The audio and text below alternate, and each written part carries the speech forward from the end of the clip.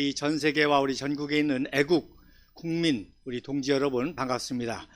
제가 왜 애국이란 말을 굳이 쓰는거 하니 애국이란 말이 우리 인간에 있어서 가장 중요한 가치입니다. 즉 많은 사람들이 경천애인 사랑을 얘기하죠. 결국 이웃에 대한 사랑, 가정에 대한 사랑, 지역에 대한 사랑, 그래서 가장 큰 범위가 뭐예요? 나라에 대한 사랑이거든요. 그렇기 때문에 애국심이 제일로 중요합니다. 만약에 애국심이 없다는 뜻은 뭐예요? 바로 이기적으로 산다는 뜻이죠. 결국 이기적으로 살면 자기도 망하고 다른 사람들도 망하게 하는 그런 동물의 왕국이 될 수밖에 없다는 것입니다. 그래서 인간의 가장 중요한 가치는 애국심이다. 그래서 애국심이 없는 사람, 애국심이 없는 국민은 어떤 의미에서 인간으로서의 존재 가치가 없다고도 볼 수가 있는 것이죠. 자, 그래서 오늘 여러분 이제 오늘 새벽에도 보셨겠지만 제가 이제 사진을 보여드릴게요. 이제 사진을 보면서 사진을 설명하면서 말씀을 좀 오늘도 강의를 드리도록 하겠습니다. 여러분 아시는 대로 지금 아르헨티나에서 언더 20 우리 청년 월드컵 축구대회가 있지 않습니까? 그래서 첫 번째 화면 1번 화면을 보시면 준결승전에 이제 우리 대한민국과 이탈리아가 경기를 했고 또 이스라엘과 우루과이가 경기를 했습니다. 그래서 저는 사실 이제 한국이 이기고 이스라엘이 이겨서 한국과 이스라엘이 결승전을 치렀으면 하는 그런 간절한 바람이 있었습니다. 왜냐하면 1945년 태평양 전쟁과 제2차 세계대전이 끝나고 그 당시에 이제 한 50개국, 60개국이 있었거든요. 유엔이 창선될 때. 그리고 그 이후로 세워진 신생국들이 약 140개국입니다. 그런데 유일하게 140개국 중에서 그야말로 선진국이 된 나라는 서양 문화권의 이스라엘과 동양 문화권의 바로 대한민국이 유일합니다. 그래서 전쟁 후에 2차 세계대전 후에 생긴 140개국 가운데 유일하게 전쟁을 겪으면서 전쟁을 이겨가면서 이렇게 선진국을 이룬 좀 비교의 대상이 되는 나라가 이스라엘하고 우리 대한민국이기 때문에 그래서 이 두 나라의 청소년들이 세계 정상에서 한번 멋지게 한번 겨루는 그런 상상을 했는데 안타깝게도 두 팀 다 져서 3, 4위전을 치르게 됐습니다. 싱가포르는 1959년도에 건국됐기 때문에 약 15년 이후라 시대적으로 좀 차이가 있고요. 또 조그마한 도시국가, 섬국가 아닙니까? 그래서 좀 비교에 좀 한계가 있습니다. 그 다음에 이제 서독을 많이 얘기하죠. 라인강의 기적 서독을 많이 얘기하는데 초대 국부 아데나우를 많이 얘기하는데 거기는 전쟁을 겪고 난 다음에 폐허의해서 기적을 일으켰기 때문에 즉 전쟁을 겪으면서 부흥을 이룬 게 아니었단 말입니다. 이미 전쟁이 끝난 상태에서 세계적인 지원을 받고 또 자립해서 기적을 이뤘고 그래서 아데나워가 훌륭하긴 하지만 전시 지도자로서의 그러한 또 역할이 없었기 때문에 약간 그런 차이점이 있습니다. 그래서 오로지 여러 가지 상황이 아주 비슷한 이 이스라엘과 대한민국 이 두 나라가 비교의 대상이 되는데 그래서 보시면 공통점이 뭐냐? 바로 애국심이 있는 민족이라는 거예요. 그래서 이번에도 예선을 통과한 많은 나라가 있지만 이렇게 자국의 태극기를 가지고 애국심을 가지고 경기하는 나라가 바로 우리 대한민국과 이스라엘이죠. 그래서 이게 4강 진출했을 때 모습인데 이렇게 대형 태극기를 들고 행진하는 우리 대표팀과 이스라엘 선수들은 이스라엘 국기로 풍선으로 망치를 만들어 가지고 이렇게 애국심을 이제 표현을 했습니다. 물론 다른 나라의 선수들도 국가대표쯤 되면 기본적인 애국심이 있겠지만 특히 남다르다는 거죠. 그리고 이제 특별히 이제 그런 나라들은 다 어떤 개인적인 그 축구 선수로서의 그 개인적인 성공 그것이 더 크기 때문에 비교가 잘 안 되는데 이렇게 이 두 나라 비교의 대상이 있는 나라 그렇기 때문에 이제 이 두 나라를 비교해서 얘기할 수가 있습니다. 또한 특별히 이 두 나라에게는 아주 특별한 스피릿, 정신이 있습니다. 그래서 우리 대한민국에는 민족정기라는 말을 쓰죠. 그래서 한마디로 말하면 국부 이승만 박사께서 나라를 세우면서 민족정기를 굉장히 강조하셨는데, 우리 한국인은 뛰어난 DNA를 가졌기 때문에 무엇이든지 배우면 잘할 수 있다, 세계 최고가 될 수 있다. 그래서 이것이 바로 민족정기의 핵심이고, 이스라엘 사람들에게는, 유대인에게는 어떤 정신이 있는가니 후츠파라는, 히브리어로 후츠파라고 하는 그런 정신이 있습니다. 여러분 이제 다윗의 얘기를 많이 하시죠. 상식적으로 17세 목동 다윗이 물맷돌 5개를 들고 거인 골리앗과 싸러 나가지 않습니까? 거의 도저히 상대가 되지 않은, 그런 불가능해도 어떤 저돌적으로 도전하는 그런 정신, 그거를 유대인의 후츠파 정신이라 그럽니다. 그래서 이 두 정신을 가진 민족의 그 축구를 통한 대결을 제가 결승에서 기대를 했는데, 안타깝게도 3, 4회전을 기대할 수밖에 없습니다. 이 후츠파를 좀 더 쉽게 이해하면요, 구약 성경에서는 이제 그 말씀드린 대로 다윗을 많이 얘기하고, 신약 성경에서는 이런 일이 있지 않습니까? 예수님께서 병을 고친다니까 중풍병자가, 도저히 움직일 수 없는 중풍병자를 누가 데려가요? 4명의 친구들이 이제 그 침대를 들어가지고 내 구덩이를 잡고 데리고 옵니다. 그런데 이미 와 보니까 많은 사람들에게 둘러싸여 가지고 뭐 만나볼 수가 없잖아요.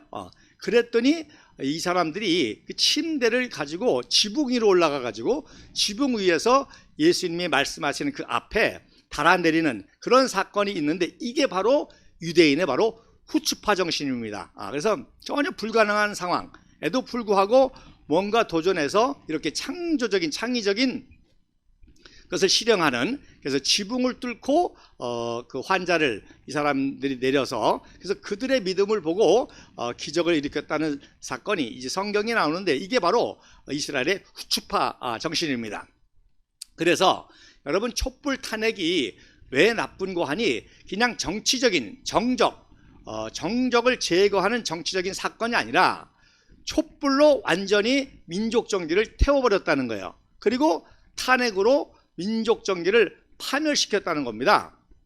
그래서 우리 민족의 이 위대한 한강의 기적을 이뤘던, 정말로 2차 세계대전 끝나고 이렇게 유일한 동양에서 최고의 기적의 역사를 이루어서 세계사에 기록될 이 대한민국의 이 근본이 민족정기를 요 촛불 탄핵으로 인해서 완전히 망가뜨려서 우리 청년과 국민들을 망가뜨렸다는 것입니다. 그래서 제가 부족하지만 이렇게 조원진 대표님과 함께 정치 일선에 나선 것도 이 민족정기를 살려야만 우리 민족의 소망이 있다. 결국 민족정기가 죽어버리면 결국 우리는 적화 통일될 수밖에 없고, 중국에 다시 속국이 될 수밖에 없고, 일본의 재침략을 받을 수밖에 없고, 미국의 버림을 받아서 또다시 비참한 운명이 될 수밖에 없기 때문에, 이 민족정기를 살리고자 정말로 뭔가를 해야 되겠다 했을 때 조원진 의원을 만나고, 조원진 의원님과 함께 이와 같은 지도자와 함께라면 이것이 가능하겠다, 그런 믿음을 가지고 지금까지 왔습니다. 자, 또 하나 중요한 것은 특별히 이번에 우리 축구 국가대표팀이 아주 열심히 잘하긴 했는데, 심판의 편파 판정으로 인해서 굉장히 좀 어려움을 겪었습니다. 이번에도 준결승전에서도 똑같은 상황인데 이탈리아는 프리킥을 얻어가지고 결승골을 넣었고, 우리는 똑같은 상황에서 프리킥을 얻지 못하고 하는 그런 여러 가지 안타까운 장면이 많이 나왔습니다. 여러분, 스포츠가 왜 재밌습니까? 일정한 경기의 그 룰 안에서 컴페티션을 하기 때문에, 그래서 그 경기가 재밌는 겁니다. 그런데 아무리 재능이 있고 뛰어난다 하더라도 불공정한 심판, 불공정한 룰로 경기가 진행이 된다면 재미가 없지 않습니까? 경기라는 게 아무리 뛰어난 선수들이 해도 편파적인 판정이라든지 불공정한 룰이라든지 또 기울어진 운동장에서 한다고 하면은 어떤 스포츠든지 재미가 없는 거예요. 왜 촛불 탄핵이 문제냐? 바로 국가의 기본적인 질서와 원칙과 법치와 헌법이 무너지니까 재미가 없는 겁니다. 정말 저는 이 탄핵 사태를 통해서 정말 지난번에 말씀드린 것처럼 민영환 대감이 왜 자결했는지를 이해가 되더라고요. 정말 살고 싶지 않아요. 어떻게 이렇게 위대한 대한민국이 이렇게 하루아침에 원칙이 무너지고 법치가 무너지고 헌법이 파괴가 되고 말도 안 되는 거짓으로 인해서 무고한 현직 대통령이 검찰도 타락하고 정치권도 타락하고 사법부도 타락하고 언론도 타락하고 다 썩었지 않습니까? 이 썩은 세상에서 살 맛이 안 나더라고요. 그래서 정말 민영환 대감의 자살을 이해할 정도였었는데 그래도 이래서는 안 되겠다. 뭔가 살맛 나는 대한민국을 다시 만들어야 되겠다. 라고 해서 우리 조원진 대표님과 우리 공화당 당원 동지들이 우리 공화당을 창당해서 지금까지 싸움을 하고 있지만 저는 반드시 우리 민족에게 이 숨겨진 DNA, 민족정기 반드시 회복시켜서 이 탄핵 내란을 진압하고 자유통일까지 이제 75년 동안의 이 사악한 북한 정권을 해결하는 자유통일까지 갈 수 있다고 분명히 믿고요. 이번에 이제 언더 20 청소년들을 보면서 소망을 받습니다. 아직 우리 청년들에게 저런 DNA가 살아있구나. 민족정의가 살아있구나. 자, 그래서 그 다음 이제 사진을 보면 이 민족정기라는 말이 어디서 처음으로 나왔는고 하니 아이러니컬하게도요. 대한제국이 멸망할 때 민족정기라는 말이 처음으로 나왔습니다. 놀라운 것은 허버트 선교사, 여러분 사진에 보시면 가운데 이제 사진이 바로 1942년 2월 달 오하이오 주에서 이제 한인 자유대회 같은 것을 할 때 그때 이승만 박사와 허버트 선교사가 띠동갑이거든요.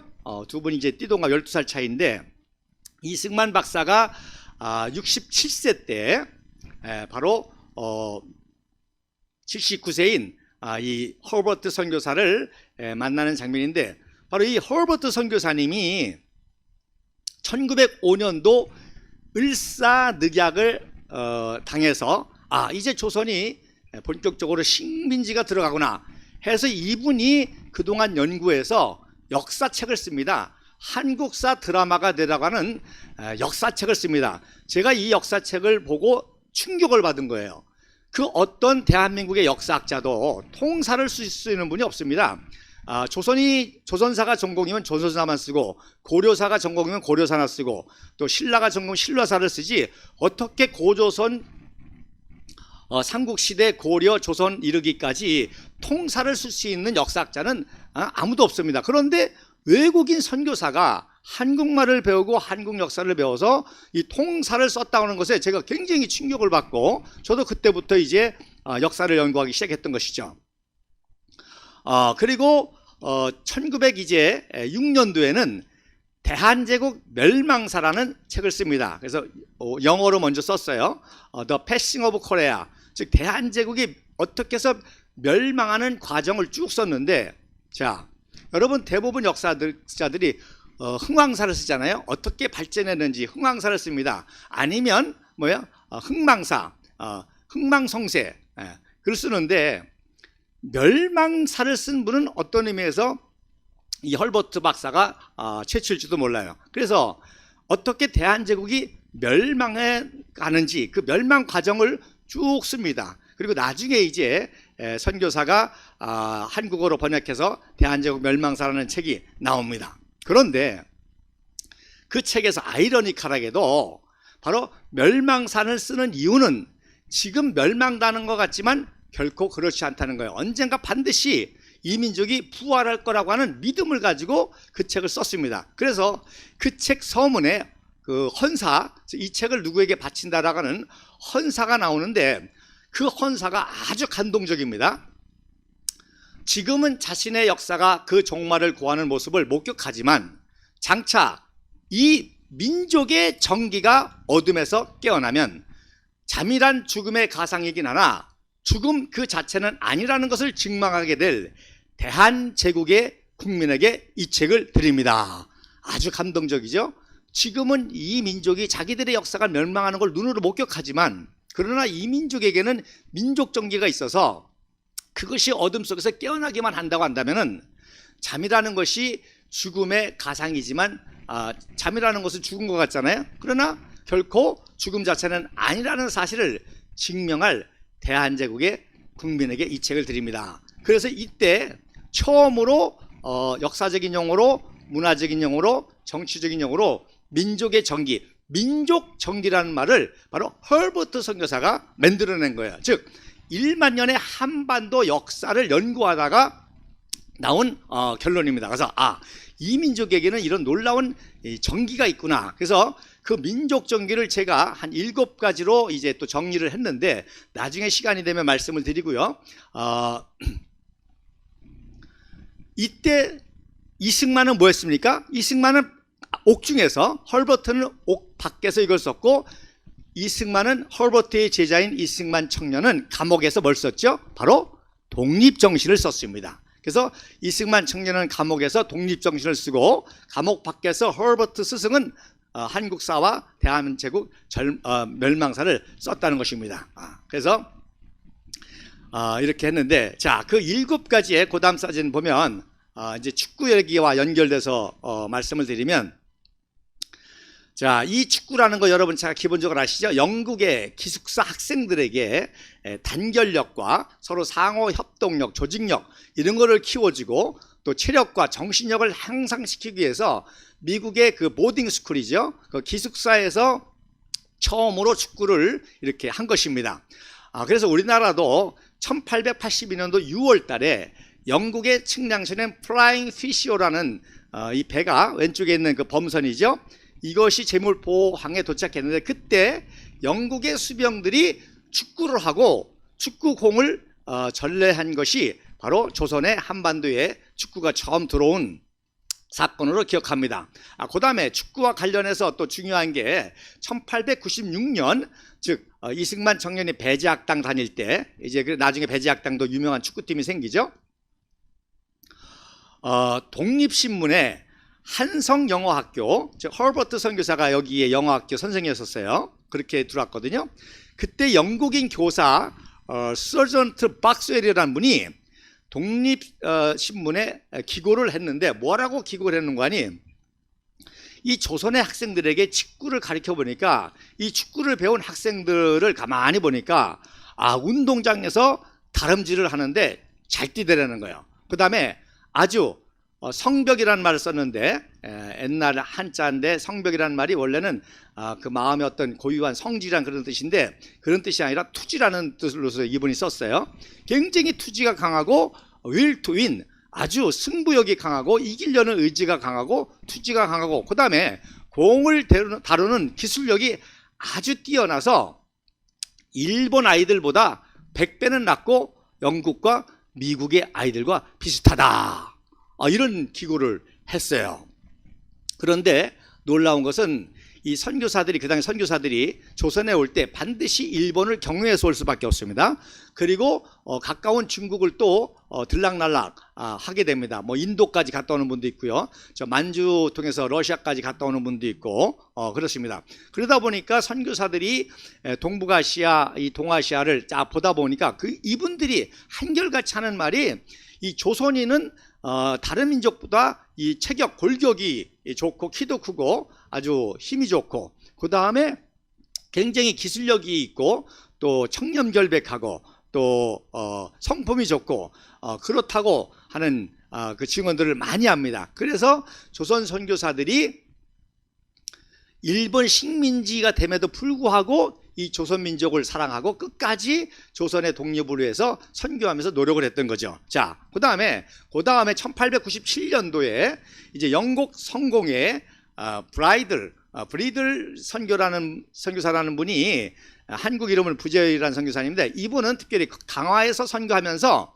그 강화 학당에 처음으로 축구팀을 조직했어요. 그래서 오른쪽에 있는 사진이 그 초등학교 학생들 정도의 이제 가운데 있는 아이, 이제 사진이 오래돼서 그런데 가운데 있는 아이가 축구공을 들고 있죠. 그래서 처음으로 이렇게 축구팀을 만들었습니다. 그런데 여러분 아시는 것처럼 그 다음 사진에 보면 최초로 축구를 통해서 우리나라 선수, 그런데 여자 선수가 2010년도에 언더 17 청소년 여자 월드컵에서 축구 전래 122년 만에 세계 정상을 차지하는 그런 쾌거를 이뤘습니다.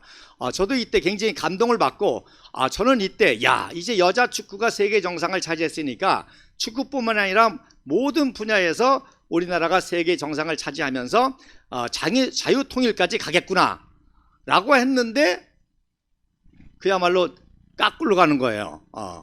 자, 어쨌든 그런데 제가 왜 이 여자 축구 얘기를 하냐면, 자, 아까 말씀드린 허버트 선교사님의 민족정기 7가지 중에 마지막이 뭔고 하니, 허버트 선교사가 이 조선민족에게는 특별한 DNA가 있는데 그것이 민족정기다. 그 중에서 7번째가 뭐냐? 특별히 조선 사람들 중에서 조선의 여성들이 굉장히 생존력이 강하고 생명력이 있고 굉장히 강인하고 그리고 손재주가 굉장히 샘세하고 청렴결백하고 깨끗하고 이 여인들이 대단하기 때문에 장차 조선의 여인들을 통해서 대한민국이 세계 최고의 나라가 될 것이라고 예언을 했는데 그 예언에 따라서 정말 이 축구 분야에서도 우리 17세 청소년 최초로 그걸 증명하듯이 월드컵 차지했던 거죠. 그래서 제가 이제 6.25 동란 때도 그렇고 그래서 이 우리나라 여성들의 역할이 많이 있습니다만은 그래서 최초의 의사도 박에스터라고 하는 여의사죠. 자, 그래서 이렇게 민족 정기를 이렇게 제가 연결을 시키는 겁니다. 자, 그다음 사진에 보면 정말 한민족이 부활하는데 언제 부활했습니까? 이제 2차 세계대전이 끝나면서 이제 대한민국의 독립과 건국의 작업이 이루어지죠. 그래서 이승만 박사가 귀국해서 이제 정말 민족 정기를 우리 민족들에게 깨워서 대한민국 건국 작업을 하게 됩니다. 자, 그러니 이 허버트 박사가 얼마나 감동적이겠어요. 그래서 마지막에 1907년도에 이제 고종 황제가 대한민국 내에 그 당시 조선 내에 믿을 사람이 없는 거, 믿을 사람이 다 배신자고, 그래서 허버트 선교사에게 비밀 밀사의 역할을 해가지고 헤이그 만국 박람회에 을사늑약에 잘못된 것을 이렇게 전해달라고 그 비밀 특사를 했는데, 그 비밀 특사를 하고 외국에 나가니까 이제 그때부터 일제가 추방령을 내리고 입국 금지가 돼서 1907년도에 한국을 떠났다가 자, 대한민국이 해방되고 건국이 된다니까 얼마나 기쁘겠어요. 그래서 1948년도 대한민국 건국이 되고 건국 1주년 때에 이승만 박사가 허버트 선교사를 건강하시면 모신다고 국빈 초청을 합니다. 허버트 선교사는 얼마나 가고 싶겠어요. 그래서 내가 죽어도 간다. 가다가 죽어도 간다. 가서 죽어도 간다.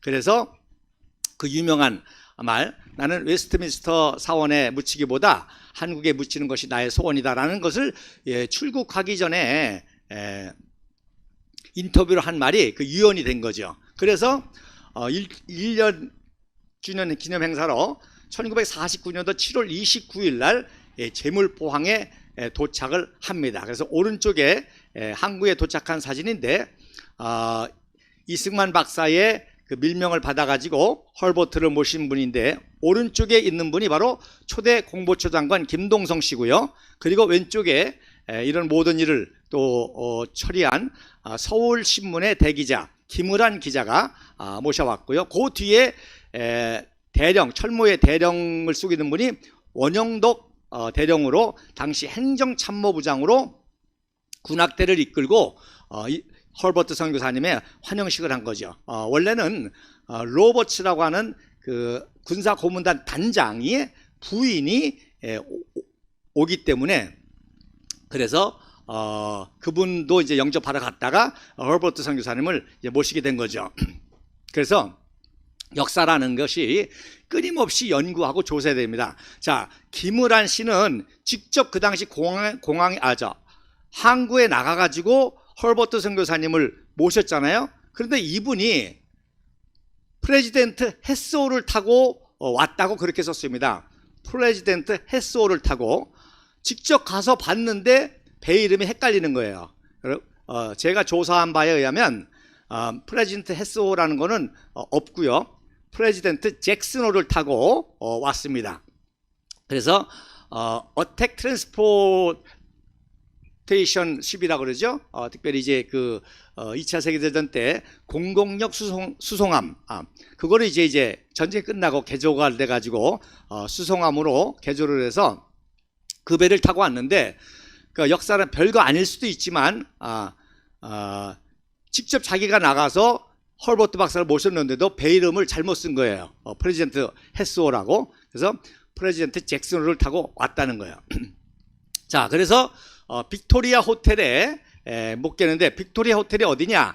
우리가 신세계 앞에서 그 태극기 집회를 하죠. 바로 신세계 백화점 바로 뒤에 우리은행 본점 건물이 있습니다. 그 자리가 바로 빅토리아 호텔이었었고, 나중에 국제 호텔이었다가 그것이 이제 없어지고 우리은행 본점이 된 거죠. 그런데 여러분, 86세의 그 고령에 한 달이 넘는 그 여름에 태평양을 건너왔으니 얼마나 힘드시겠어요. 오자마자 위독하니까 청량리 위생병원에 입원을 시켰습니다. 바로 그 당시 국부 이승만 박사의 주치의가 그 병원에 있었고 최첨단의 병원 중에 하나였기 때문에 청량리 위생병원에 모셨습니다. 그리고 이승만 박사가 31일 날 주일날 이제 정동제일교회 예배를 보고 그 병원을 방문해서 헐버트 선교사님을 만나서 위로하고 격려해죠. 그때 무슨 말을 했는지 궁금하시죠? 제가 나중에 또 말씀을 드리겠습니다. 자, 그래서 우리가 역사라는 것은 얼마든지 찾고자 하면 다 발견할 수 있습니다. 여러분 생각해 보세요.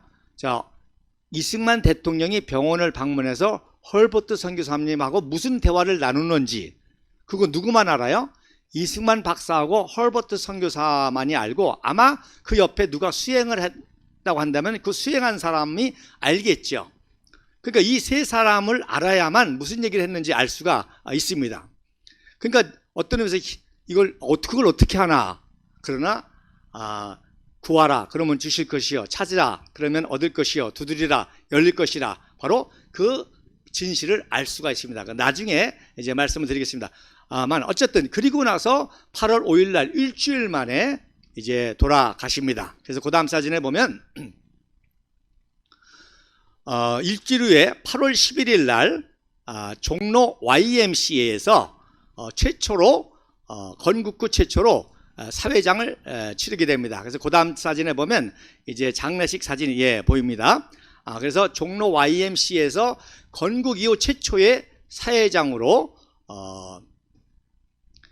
장례식을 치르는 모습이고, 왼쪽에 이승만 박사께서 직접 추모사를 하게 됩니다. 그래서 이 추모사의 내용 중에 무슨 얘기를 했다는 것이 있죠. 그리고 제가 이 추모사를 찾아내서 제가 공식 카페에 올렸습니다. 그래서 제가 공식 카페에는 오로지 이런 역사 글과 또 조원진 대표님의 그 연설에 관련된 것과 또 우리 집회에 관련된 그런 내용만 올리기 때문에 역사에 관심 있는 분들은 우리 공식 카페에서 제 이름을 검색하면 그동안에 강의한 다양한 그런 내용들을 문서로 사진으로 볼 수가 있습니다. 그래서 제가 이 강의를 오늘 준비하면서 제가 이승만 박사님의 이 추모사를 제가 찾아내서 이 추모사를 전문을 제가 올렸습니다.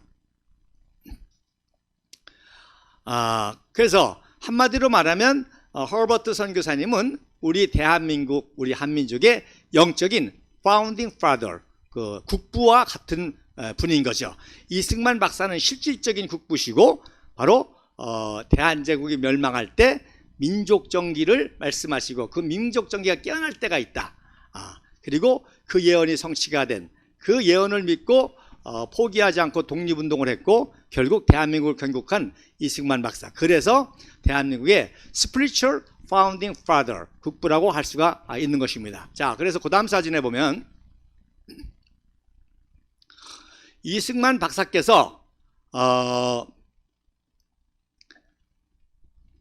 이 민족정기라는 단어가 너무 중요하고 또 굉장히 기중이셨기 때문에 회호로 자주 쓰셨습니다. 그래서 제가 민족정기 회호를 몇 가지 찾아서 가지고 있는데, 요 왼쪽에 있는 것은 세로로 쓰신 것인데, 요게 바로 진해 해군 별장에 장식이 되어 있습니다. 이 진해 해군 본부의 별장은 이승만 박사께서 특별히 전쟁 기간에 피난 지가 부산이었었고 또 임시 수도가 부산이었기 때문에 자주 이제 그 진해 이 해군 기지에 가가지고 여러 가지 이제 그 전시 지도자로서 국제 외교와 이런 것들을 구상하고 했습니다. 그래서 쉬운 얘기로 방공포로 석방, 어디서? 바로 이 진해에서 이 민족정기 표가 걸린 거기서 구상하시고, 또 한미 상호 방위 조약, 또 대한민국의 국군의 뭐 강구나 현대화 이런 프로젝트, 이런 모든 것들의 구상이 바로 그 진해에서 나왔다고 해도 과언이 아닙니다. 그 다음에 이승만 박사가 이제 허버트 선교사 스승을 양화진에 모시고 수시로 양화진을 방문하십니다. 그래서 성탄절이라든지 또 신년이라든지 생일이라든지 기일이라든지 이런 때 이제 자주 방문하셔서, 이제 보면 한번 그 양화진 사진 다시 한번 보여주시죠. 예, 그 전 사진 보시면 양화진에 이제 이승만 박사 57년도 2월 달에 2월 달에 이제 양화진에 방문한, 이때가 언제냐면 이날 주일날 주로 이제 전쟁 이후에는 전쟁 전에는 정동제일교를 예배를 보시다가 전쟁 이후에는 용산의 군인교회를 많이 가셨어요. 우리 군인들을 위로하려고. 그래서 용산 군인교회에서 예배를 드리고 그 다음에 어디를 방문하면 이제 양녕대군 묘소를 방문하시면, 그 다음에 이제 어디를 방문하시는 거니? 당인리 화력발전소를 방문합니다. 여러분, 화력발전소 굉장히 중요하죠. 이 모든 것의 근본이 에너지 아닙니까? 그래서 당인리 화력발전소를 이제 시찰하시고, 그리고 양화진에 오후 요게 한 이 그늘을 보면, 그림자의 길이를 보면 오후 한 4시경이 됩니다. 그때 이제 묘지를 방문해서 묵상하는데, 왜 방문하셨을까요? 바로 이때 기대하시라 개봉박도, 바로 원자력을 구상하십니다. 그래서 이때 원자력을 구상하고 바로 방문하고 난 다음에 그 유명한 원자력의 최고의 과학자인 시즐러 박사를, 리 시즐러 박사를 초청해서 경무대에서 접견하고, 그리고 이제 핵 원자력을 추진했다가 1959년도에 이제 공릉에다가 원자력 연구원을 만들게 되죠. 그래서 이렇게 전쟁 이후에는 이제 양화진을 종종 방문해서 어떤 전국의 구상들을 이제 해 나가시게 되는 겁니다. 자, 그럼 그 다음 사진에 보면 왜 이스라엘과 대한민국이 비슷하냐? 이 건국의 가정서부터 비슷하게 된데, 자, 여러분 1904년도에 데오도르 허찌라고 하는 사람이 이제 죽는데, 죽기 전에 이 데오도르 허찌라는 사람이 유럽에서, 오스트리아에서 그 유명한 시온주의 운동, 즉 시온주의 운동이 뭐냐? 바로 팔레스타인의 유대인 국가를 세우자고 하는 그런 건국의 운동이 시온주의 운동인데, 이런 운동을 하다가 1904년도에 7월 3일 날 돌아가신데, 그때 죽기 전에 뭐라고 예언하는 거 아니? 앞으로 40년 후에는 이스라엘이 독립하고 건국을 하게 될 것이다. 그래서 미리 이스라엘 국기와 이스라엘 애국가를 만들어서 부릅니다.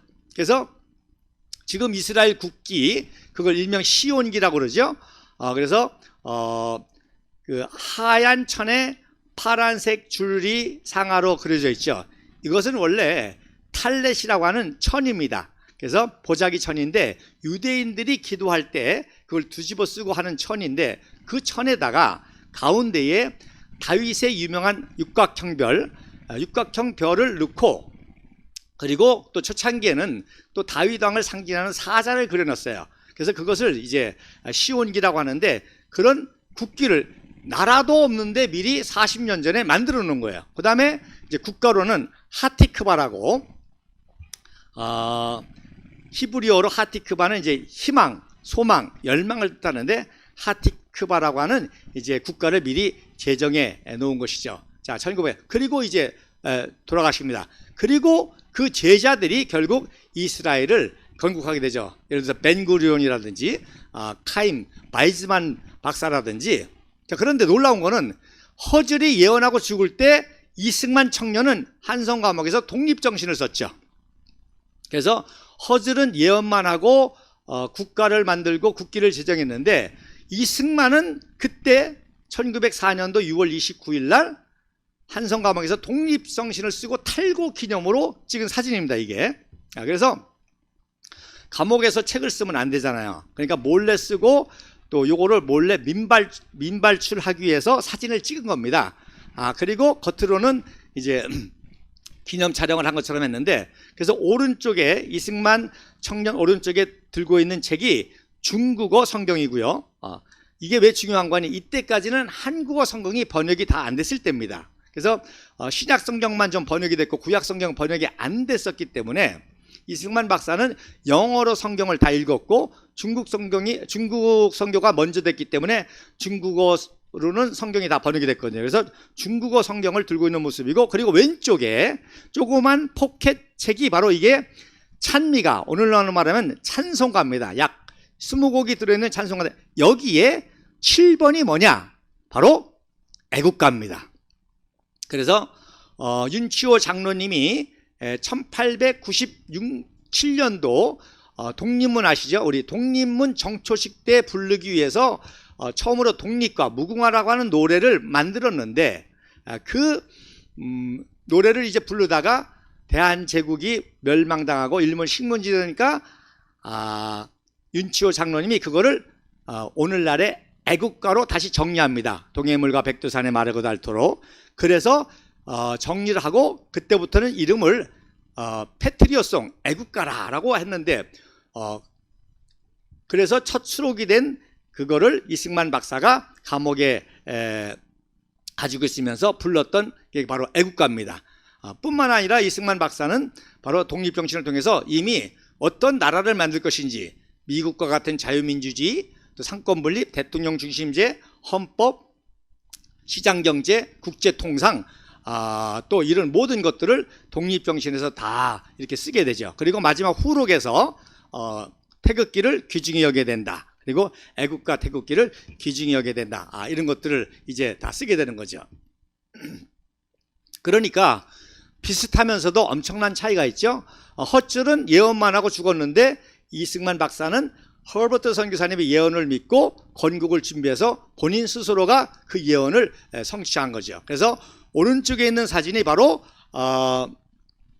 1889년도 3차 시온주의 회의 때 회의 모습인데 이때 허즐이 이제 주관하는 회의입니다.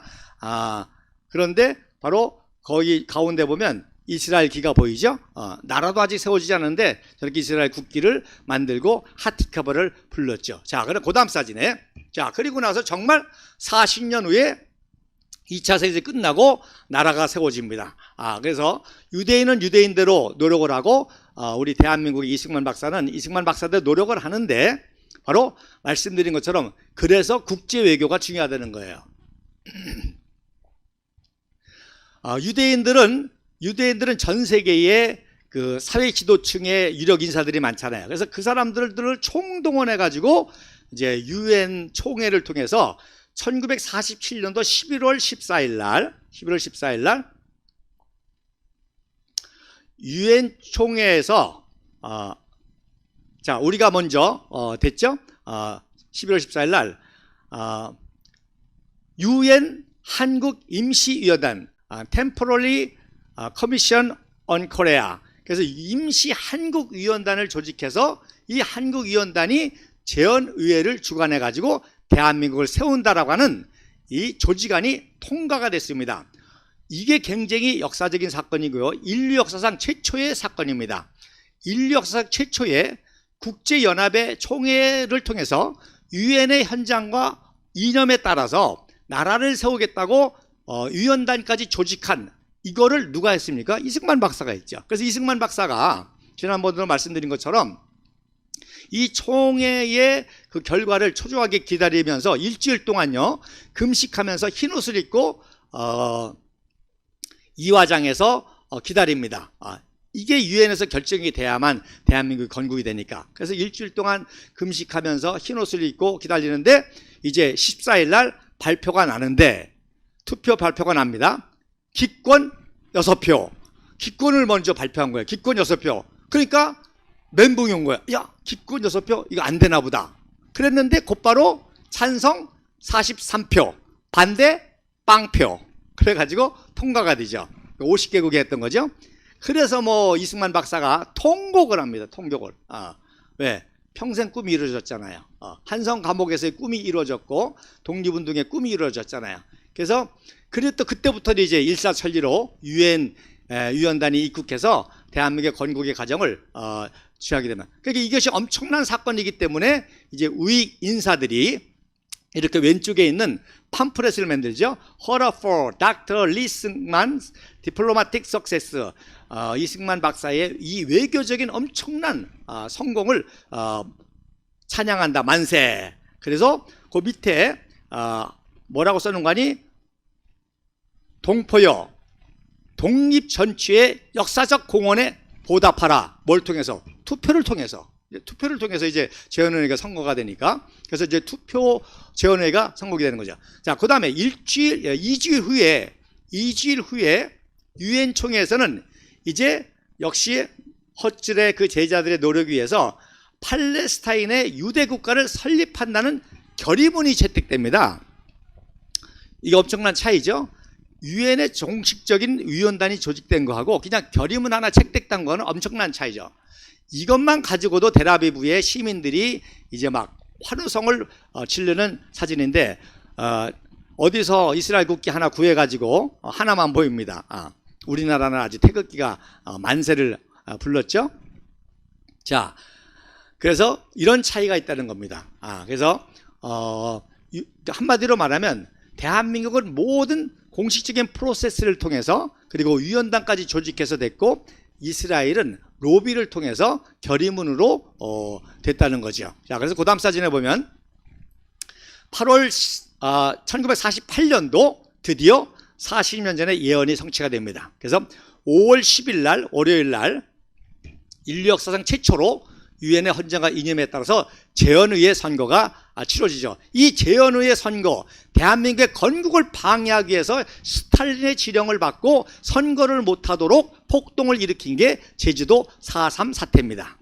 물론 전국적인 폭동을 계획했지만 전국적으로는 다 사전에 진압을 했는데, 제주에서만 폭동을 제압하지 못하고 200석 가운데 2석을 선거를 못해.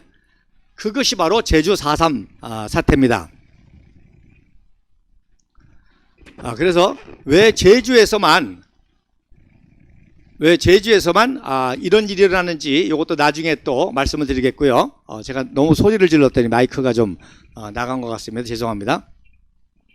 자 어쨌든 그래서 대한민국 건국을 방해하기 위해서, 선거를 방해하기 위해서 공작을 했지만 결국 대한민국은 성공을 했고 제주도만 이렇게 됐던 거죠. 그런데 그 주간에 이제 5월 14일 날 유대인들은 안식일을 귀하게 여기지 않습니까? 안식일 날 저녁부터 안식일 시작할 때 바로 텔아비브 시청 관사에서 이렇게 허즐의 초상화를 장식하고 양쪽에 이스라엘 국기를 달고 그 밑에서 벤구리온이 일방적으로 독립을 선포합니다. 그 사진입니다. 그래서 이런 공통점과 이런 차이점이 있다는 거죠. 엄청난 공통점과 엄청난 차이점이 있죠. 그래서 왼쪽은 이승만 박사는 동대문구 선거구에서 출마하셨어요. 그래서 선거를 마치고 난 다음에 두 내외가 투표를 하고 난 다음에 이 자유민주주의 선거 최초의 한반도 최초의 자유민주주의 선거, 그러니까 이때 이미 완벽한 민주주의를 이승만 박사가 이룩한 것입니다. 보통선거, 자유선거, 비밀선거, 평등선거. 그러니까 무슨 민주화라는 것은 종북 좌파들이 정권 탈취를 위한 정치적인 용어지, 아니 이때 이미 유엔의 감시하에서 완벽한 선거제도를 이승만 박사가 만들었는데 무슨 독재예요? 말도 안 되죠. 무슨 민주화예요? 이미 민주화가 다 됐는데. 다만 정치적인 그 상황에 의해서 정치인들이 정권 탐욕으로 해서 자기들끼리 부정부패한 거지, 모든 시스템은 이렇게 가장 완벽한 민주주의가 바로 이때 있었던 겁니다. 그래서 일절 어떤 부정선거도 없었고 뇌물선거도 없었고 완벽한, 전 세계의 어떤 의미에서 또 최초로 여성들도, 우리는 첫 시작부터 여성들도 투표를 했거든요. 자, 그렇습니다. 자, 그 다음 사진 그래서 한번 보십시다. 투표하는 모습 보세요.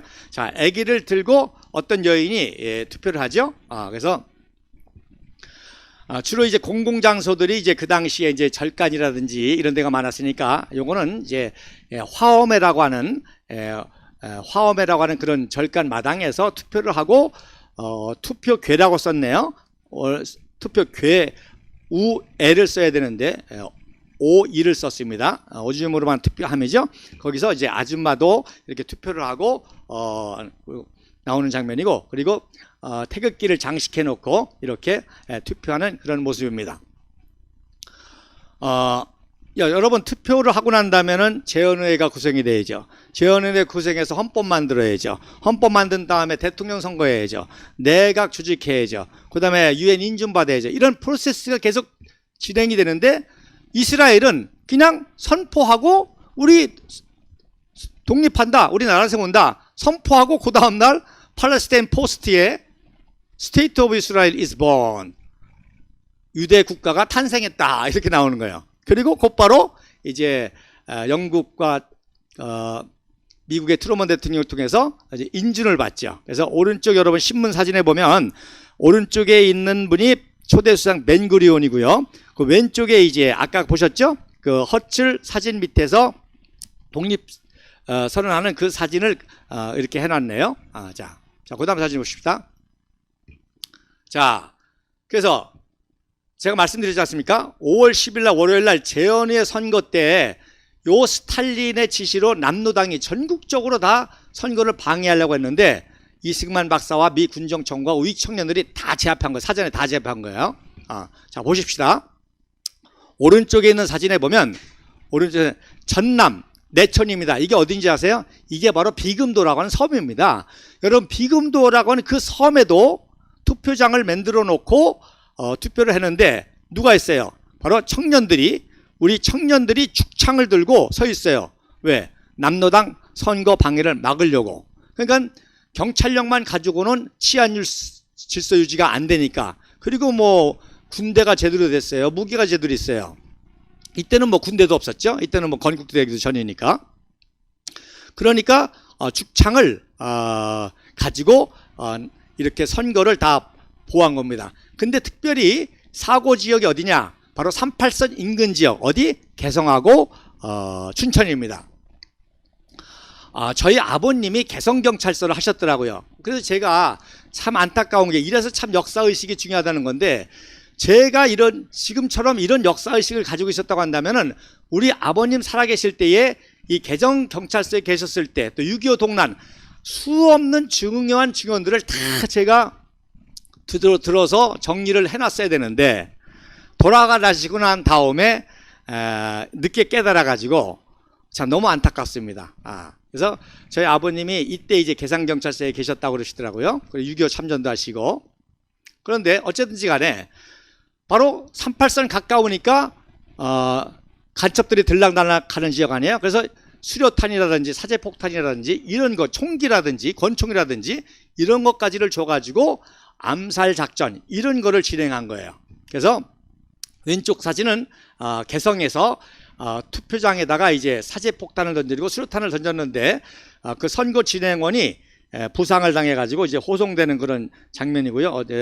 뭐 배에 상처가 났는지 우통을 벗기고 경찰들이 이제 인솔하는 거고. 그래서 제가 이제 이런 사진을 볼 때마다 혹시 우리 아버님 안 계실까 제가 열심히 찾습니다. 그러다 보니까 제가 사진을 굉장히 주의 깊게 봅니다. 곧바로 경찰이 1명을 현장에서 사살하고 4명을 체포하죠. 그리고 서울에서도 창택상 수도경찰청장을 암살하려고 하는 그거를 이제 체포했는데 그 사진은 제가 전화에 보여주실 거예요. 이런 사진이 저는 수백 장, 수만 장이 있습니다. 그러니까 예를 들어서 재헌의회 선거만 해도 제가 수백 장을 가지고 있습니다. 사건마다. 그러니 이거 한 주제만 가지고도 며칠씩 강의할 수가 있어요. 그러니 이거를 그냥 줄여서 하려니까 선별하려니까 얼마나 골치가 아픈지 몰라요. 야, 어떤 사진을 보여줘야 되나. 자, 그 다음에 드디어 이제 5월 31일 날 재헌의회가 구성이 돼가지고 초대 의장 이승만 박사가 회의를 진행하는데, 개헌하자마자 이승만 박사가 평양에서 월남한 이은영 목사에게 재헌의회 기도를 시키죠. 그래서 대한민국은 기도로 이렇게 설립됐다, 그렇게 얘기를 하고요. 또 이승만 박사의 모교인 이 배제학당 후배들을 데려다가 애국가를 부르고 축가를 부르죠. 그래서 계단에 보면 우리가 보는 입장에서 왼쪽에 배제학당 학생들이 서 있는 모습이고, 오른쪽엔 여자들이죠. 어느 학당이에요? 예, 그렇죠. 이화학당입니다. 김한란 박사님 총장으로는 이화학당 아이들에게 이렇게 해서 이제 장을 부르겠고요. 그 다음에 이제 이승만 박사 바로 밑 단상 가운데 앉아 있는 분이 하지 중장이고, 그리고 그 왼쪽에 있는 분이 바로 군정사령관 딘 소장이고, 그리고 왼쪽에 있는 분이 오른쪽에 있는 분이 그 프랑스 대표, 이분이 이제 연설도 하는데, 그리고 맨 왼쪽에 있는 분이 바로 이명옥 박사라고 이승만 박사의 하버드 후배로 통역을 하시는 분, 이분이 또 굉장히 중요한 분입니다. 즉 대한민국의 건국 과정에, 그리고 6.25 동란 때도 통역을, 중요한 요인들의 통역을 한 분이 이명옥 박사님입니다. 자, 이스라엘은 바로 이렇게 독립을 선포하고 바로 인준을 받자마자 초대 바이즈만 대통령이 백악관에 로비를 해서 백악관을 방문해서 25일 날, 그러니까 뭐 일주일밖에 안 됐잖아요. 일주일 만에 백악관을 방문해서 그 유명한 토라라고 그러죠. 토라를 선문합니다. 이 토라는 뭐냐면 구약 성경에 있는 맨 앞에 5가지 책, 창세기, 출애굽기, 레위기, 민수기, 신명기를 이제 5가지를 모세오경 그래가지고 토라라고 하는데, 그 토라를 그 양피지라고 그러죠. 양 가죽에다 쓴 이 두루마리 성경을 토라라고 합니다. 그거를 이제 이렇게 이스라엘 별과 장식해가지고 감사하다고, 우리의 건국을 도와주고 지지해줘서, 인정해줘서 감사하다고 선물을 주는 그런 모습이 되겠습니다. 이은영 목사님은 원래는 이승만 박사는 조만식 장로님을 월남시켜서 국무총리를 세우려고 그랬죠. 근데 조만식 장로님이 북한 양떼를 지켜야 된다. 그러면 평양 남사년교회 송정근 목사님을 이제 모셔오려고 그랬어요. 근데 이제 송정근 목사님도 나도 북한 양떼를 지켜야 된다. 그래서 송정근 목사님 5년 동안 이제 투쟁을 하셨는데, 이 조만식 선생은 정치투자니까 곧바로 12월 달에 고려호텔에 감금이 됐습니다. 그리고 이제 송정원 목사님은 5년 동안 이제 투쟁하다가 6월 25일 날 새벽 2시에 체포를 당하셔서 새벽 4시에 한규만 소자가 대동강 숙섬이죠. 거기서 이제 총살로 순교를 시키고, 그 총성을 돕고 유성철 작전국장이 폭풍이라고 하는 남침 신호탄을 쏘게 되는데, 바로 그 송정곤 목사님의 막내 딸의 딸이 제 처입니다. 그래서 제가 이런 역사를 또 공부하게 됐던 거죠. 그 다음에 이제 송정곤 목사님이 안 내려오니까 유명한 그 장로교회, 장대현 장로교회의 김하식 목사님을 또 내려오라 하는데, 역시 이 김하식 목사님도 북한 양태를 지켜야 된다라고 하다가 이분도 송정훈 목사님과 함께 같이 순교를 당하셨습니다.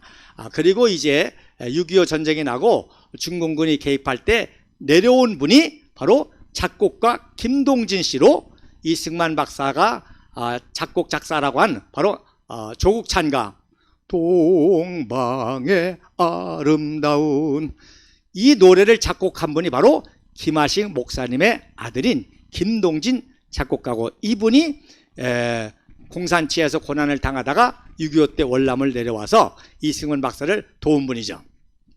그래서 안 내려오니까 이은영 목사님을 내려오게 해가지고 종로구 을구죠. 종로 을구에서 재헌의원을 당선시키고 그리고 재헌의회 기도를 시켰던 것입니다. 자, 그러면 건국했으면 끝났냐? 아니죠. 우리는 유엔의 공식적인 절차를 밟아야 되기 때문에 이제 12월 달에 그 다음 사진 보면, 사진 안 넘어갔나요? 예. 자, 그 다음 사진에 보면 유엔 인준 사진이 있습니다. 이제 유엔 인준을 받게 됩니다. 1948년 11월 11일 날, 이때는 지금 여러분 보시는 장면이 이제 아까 제가 설명드린 재은의 기도 사진과 그리고 바이즈만 박사가 토라를 선물한 장면인데, 이 바이즈만 박사는 왜 초대 대통령이 됐냐? 이 사람은 원래 화학자거든요. 화학자. 영국의 화학자인데, 자, 2차 세계대전 동안에 폭탄이 얼마나 필요해요. 그래서 처칠의 부탁을 받고, 처칠 수장의 부탁을 받고, 이 바이즈만 박사가 여러 가지 화학으로 폭탄을 개발해가지고 전쟁 승리의 1등 공신 중에 하나입니다. 그러니까 처칠 수장이 고마워가지고 바이즈만 박사에게 당신 때문에 우리가 전쟁에 승리했는데 당신 소원이 뭐냐? 그랬더니 뭐라 그랬겠어요? 데어드로 헛질의 예언에 따라서 팔레스타인에 위대한 나라를 세워주는 겁니다. 그래서 그 요청을 했기 때문에 이 나라가 세워지자마자 바로 당연히 선거도 할 필요 없이 초대 대통령이 바이즈만 박사가 그래서 된 것입니다. 그래서 이렇게 방문을 하게 된 사진이죠. 자, 그리고 그 다음 사진, 이제 말씀 이어가겠습니다. 자, 건국을 했으면 뭐예요? 대한민국은 인준을 받아야죠. 그래서 그 다음에 이제 유엔 인준을 받는데, 그보다 먼저 12월 11일 날 바로 유엔 총회에서 결의문, 즉 팔레스타인의 나라를 세운다고 하니까, 유대인 나라를 세운다니까 얼마나 또 주변에는 아랍 사람들이 반대하겠어요. 그러니까 반대가 극심하니까 그러면 니네 나라도 세워. 그래서 팔레스타인과 분할 계획안이 채택이 됩니다. 그런데 여러분 보세요. 국제외교가 중요하다는 거. 이때 결의안이 채택이 됐는데 이스라엘은 지금 선진국까지 됐죠. 팔레스타인 나라 세웠습니까? 못 세웠습니까? 아직도 못 세우고 있어요. 아직도 못 세우고 있어요. 이게 무슨 뜻입니까? 국제외교가 이렇게 중요하다는 거예요. 그래서 이때의 이제 분할 결의안으로 유대 국가는 인준 아닌 인준을 간접적으로 받은 게 된 것이고, 우리는 공식적으로 총회에서 또 투표를 해가지고 찬성 48표, 반대 6표. 요게 누구예요? 러시아, 그 당시 러시아, 또 우크라이나, 리투아니아, 에스토니아, 바로 위성국가죠. 위성국가.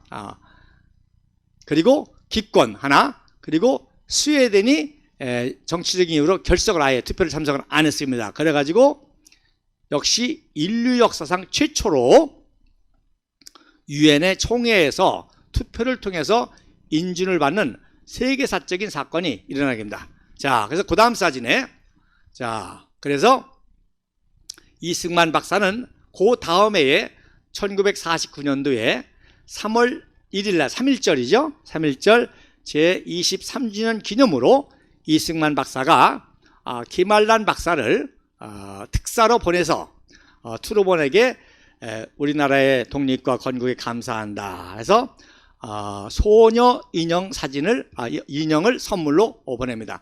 이승만 박사는 국제 외교 활동을 하면서 홍보가 중요하다는 걸 알기 때문에 또 홍보의 대가시기도 합니다. 특별히 이제 사람들을 감동시키는 그런 홍보를 하는데, 왜 어린 소녀 한복 입은 이걸 선물했느냐? 바로 우리가 이제 막 태어났지만 계속 미국과 국제사회의 도움을 받아가지고 아름답게 계속 키워져야 되야만 하는 그런 나라다. 그걸 상징하기 위해서 어린 소녀의 아름다운 한복 입은 사진을 이제 선물을 하게 된 것입니다. 김한란 박사는 그 당시 전 세계에서 영어를 하는 여성 중에 가장 영어 연설을 잘하는 분이 김한란 박사고, 역시 김한란 박사가 그러기 때문에 이런 국제 외교 활동을 많이 해서 건국의 1등 공신이 됩니다. 그래서 이런 사람들을 다 종북좌파는 뭐라고 매도하죠? 친일파라고. 일제시대의 마지막에 어떤 행적을 가지고 친일파라고 매도하는 이유가 바로 대한민국의 구국과 건국과 이런 것이 공신이기 때문에 그렇습니다. 그리고 무엇보다 또 파운드리 감리교회의 이 해리스 목사님이 상원 원목, 그러니까 대단하죠. 미국의 국회의원들, 상원 의원들을 돕는 상원 원목의 해리스 목사인데, 이분이 파운드리 감리교회 담임 목사면서 상원 감독인데, 이승만 박사가 워싱턴에서 독립운동할 때 이 교회를 출석했기 때문에 이 해리스 목사가 또 이승만 박사를 전적으로 많이 도와줘서, 한마디로 말해서 대한민국이 건국과 구국과 호국과 한강 기적의 모든 이런 기적이 이승만 박사의 개인적인 탁월한 능력도 있지만 이런 최고의 인맥들이 미국과 국제사회에서 도와줬기 때문인 것입니다. 그 다음에 왼쪽에 있는 한국분 보이시죠? 많은 역사학자들이 장면대사라고 얘기합니다. 장면대사. 장면대사가 아닙니다. 장면대사를 임명했는데 아직 신임장이 나오지 않았으니까 대사가 아니잖아요. 그러니까 대신 바로 김세선 참사관이 참석한 사진입니다.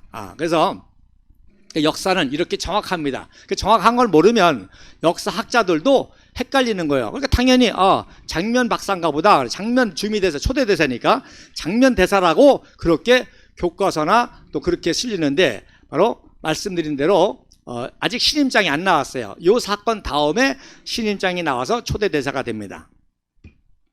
자, 그래서 대한민국이 이렇게 출발하는데 1년 만에 뭐가 일어났어요? 바로 6.25 전쟁이 일어났지 않습니까? 그래서 6.25 전쟁이 일어나니까 이승만 박사가 6.25 전쟁을 통해서 바로 유엔에게, 야, 니네가 사온 나라 니네가 구해. 니네가 세웠잖아. 니네가 유엔에서 한국연단 만들어가지고 선거도 하고 또 인준도 해주고 다 했으니까 니네들 알아서 해. 그랬더니 유엔이 이번에는 유엔 연합군까지 동원해가지고 대한민국을 살리게 되죠. 이게 참 정말 대단한 거예요. 그러니까 이승만 박사가 그런 정도가 아니라 이번 기회에 완전히 대한민국 국민들을 각성시킬 뿐만 아니라 기적을 일으켜야 되겠다. 그래서 전쟁을 통해서 미국과 유엔과 자유우방의 모든 전략적 자산을 다 끌어들입니다. 그랬더니 처칠의 영국 수상이, 야, 우리도 소련에 위협이 있는데 어떻게 이스라엘이가 난리가 났네? 이스라엘도 지금 신생국가로서 지금 아랍한테 중동전쟁, 1차 전쟁, 2차 전쟁, 3차 전쟁 앞으로 계속 겪게 되는데 주변의 아랍 국가들부터 시달리고 영국과 미국의 도움을 받아야 되는데 이승만 박사가 다 끌어들이니까 큰일 났다. 그래가지고 51년도 5월 8일 날 벤구리온이 직접 백악관을 방문해가지고 트루먼 대통령에게 이제 도움을 요청하면서 선물은 뭘 줬냐? 바로 메노라라고 7촛대, 요건 9촛대거든요. 원래는 7촛대인데 나중에 이제 9개 촛대로 이제 변환하게 됩니다. 그래서 꺼지지 않는 불을 상징하는 이제 메노라를 선물하면서 우리도 지금 간당간당합니다. 우리 지금 팔레스타인 나라 세운 지 이제 3년 돼가지고 간당간당 촛불이 꺼질랑말랑하고 주변에 아랍 애들이 난리인데 우리도 좀 도와주십시오. 그러면서 이제 이걸 선물하게 되고, 그래서 대한민국이 휴전하게 된 이유가 바로 영국의 처칠과 이스라엘의 많은 그 유대인 로비 사람들이, 세계 각국의 이 로비들이 자기들도 생존해야 되니까 이승만 박사가 다 끌어들이니까 우리도 좀 콩고물이라도 좀 먹어서 해야 되겠다. 그래서 휴전을 할 수밖에 없게 됐고, 이승만 박사는 이거 다 알잖아요. 그러니까 휴전을 할 수밖에 없다는 걸 알고, 그래서 휴전 이후의 전략이 바로 이제 한미 상호 방호 조약이 되는 것입니다. 자, 벌써 또 1시간이 됐네요. 그럼 고담사지만 설명하고 오늘도 마치도록 하겠습니다. 여러분, 우리가 지난주 현충원에 현충원을 방문했는데 여러분 현충원에 여러 가지 기념탑들이 있는데 다 공식적인 기념탑이에요. 국가에서 지정한 기념물만 오는데 여러분 육사 제7기 특별반 추모비가 유일하게 있습니다. 그래서 제가 사진을 찍었는데 육사 7기 특별반 기념탑이 유일하게 어떤 의미에서 대한민국에 육군도 있고 해군도 있는데 육군의 기념물만 들어간다? 안 되죠. 육군에도 수많은 부대가 있는데 근데 육군사관학교 건물이 들어간다? 육군사관학교 중에서도 1기부터 뭐 수십 기가 있는데 7기만 해도요 정규 7기가 있고 7기 특별기가 있고 특별 후반기가 있습니다. 근데 유일하게 제7기 특별기만 이 추모비를 세웠습니다. 그래서 제가 사진 찍었는데 왜 추모비가 세워졌는지 이게 또 아주 대한민국의 유명한 역사입니다. 그래서 한마디로 말씀드리면 1948년 대한민국이 건국될 때 그때 육사 7기가 대한민국 국군을 대표해서 사열을 받았고 참석을 했습니다. 왼쪽에 있는 사진은 그 당시 이제 조선 경비사령관인 송호성 춘장 나중에 월북했죠. 그걸 만나서 이제 악수하는 사진이고요. 맨 오른쪽에 대령이 바로 이응중 장관이고 그 뒤에 있는 안경 쓴 분이 이분이 바로 행전참모 김백일 중령입니다. 김백일. 그리고 그 다음 사진이 제가 마지막에 그 다음 사진 보면 그래서 이때 국군을 대표해서 누가 사열을 받았느냐. 자, 그 다음 사진 바로 육사 7기 중에서도 특별기가 정규 7기가 아니라 특별기가 사열을 받았습니다. 그래서 배가더 원수가 공항에서 내려서 경례를 하고 오른쪽에 있는 사진이 바로 보이시죠? 육군사관학교 깃발로 경례를 하고 있고 제7기가 대표로 받는데 이 안에는 특별기가 아직 없어요. 그 7기가 받았습니다. 그 맨 앞에 있는 게 중대장 생도인데 요 중대장이 누구냐? 박경원 6기생입니다. 그래서 선배니까 6기생 선배가 박경원 장군 나중에 강원도지사를 한 분인데 제가 이분 또 직접 만나기도 했습니다만은 그래서 요 8월 15일 날 건국을 하고 8월 17일 날 제 특별기가 입교를 합니다. 그래서 특별기는 대한민국 건국하고 난 다음에 입교를 했기 때문에 우리가 육사 실질적인 제1기생이라고 하는 프라이드가 있었던 거예요. 그래서 이제 그런 역사가 이어지게 되는 겁니다. 자, 이번 주 현충일 참석 감사하고요. 6.25 동라 6.25 승전 또 집회가 6월 24일 날 했습니다. 앞으로 이제 또 다음 주 다다음 주 계속 방송이 있으니까 이어서 육사 특별기 그 추모비에 얽힌 여기에는 또 박정희 장군과 박정희 대통령과 또 연관된 재미난 또 에피소드가 있기 때문에 계속 이어서 말씀을 드리고 오늘도 시청 감사드립니다. 감사합니다.